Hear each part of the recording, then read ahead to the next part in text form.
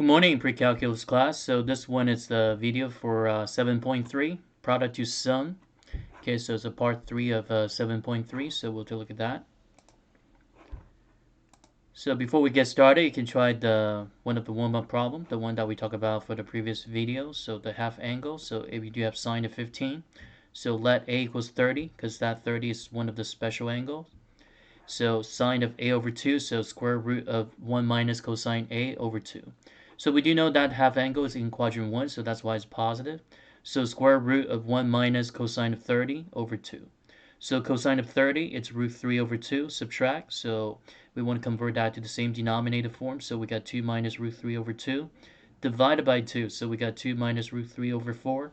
And then square root top and the bottom. So we end up with square root of 2 minus root 3 all over 2. Okay, so this one is just refreshing. So things that we talk about for this section so far: double angle identities, first form, second form, third form for cosine of 2a, tangent of 2a, half angle formulas. So the formula that I show you right now, so those are the ones that most likely it's going to be on the formula quiz. So once again, double angle formulas and half angles. Make sure that you put the plus minus. And then 7.3, so this one's supposed to be part 3. So product to sum formulas.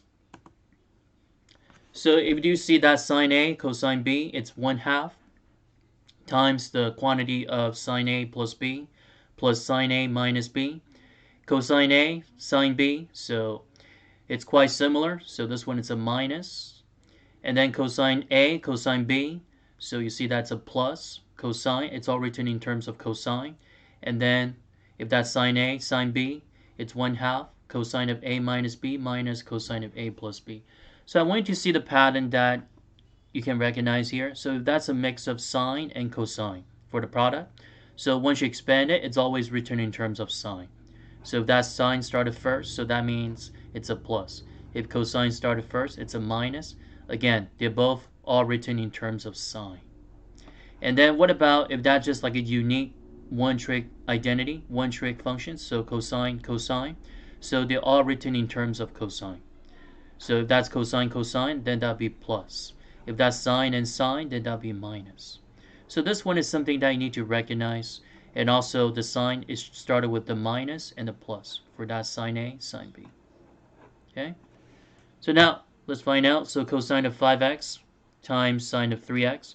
So using the second formula, and we try to expand it. So 1/2 times the quantity of sine of A plus B minus sine of A minus B. And then by plugging that, the value of A and B, so we do have 5x, 3x. Combine them and then subtract. So nothing, we can simplify it. So that means we just leave it like that. So here's another one you can try. So cosine A, sine B, so expand it. So A is 5x, and then B is 3x. Plug in a number, evaluate, and then nothing we can do, so just leave it.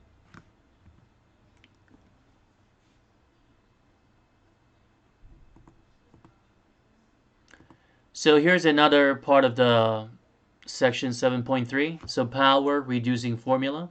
So you do see that sine square of x. So this one can be written as 1 minus cosine of 2x over 2.